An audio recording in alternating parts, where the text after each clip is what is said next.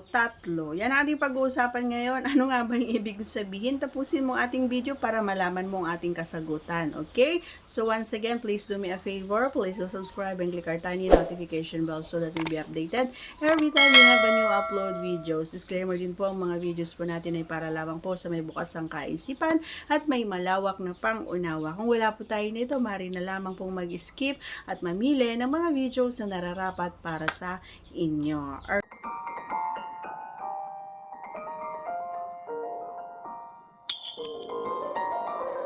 Right.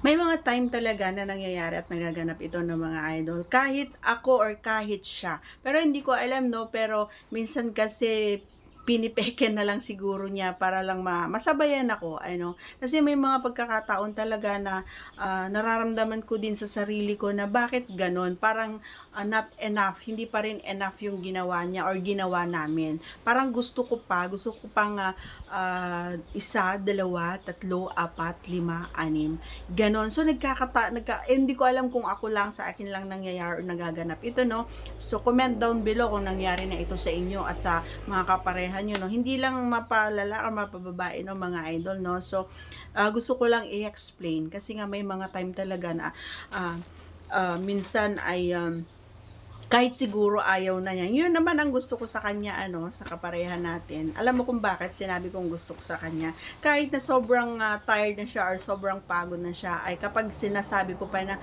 wala pa gusto ko pa. Talagang gumagawa rin siya ng way para, alam mo yon, yung hinahanap-hanap niya talaga yung mga alam niya na makakatulong para sa akin. Tatagal siya rito, tatagal siya doon, kung ano-ano pa yung ginagawa niya para lang kumbaga matulungan niya ako, no. And once na naramdaman niya na okay na, and hindi ako alam mo yon, yung ramdam niya na yung ako kasi sinasabi ako, nag-voice out ako, hindi katulad ng iba na tahimik, tapos kapag hindi nagawa yung gusto is mamaktol, magdadabog, ganyan, hindi namamansin. Na ako, hindi, sinasabi ko talaga.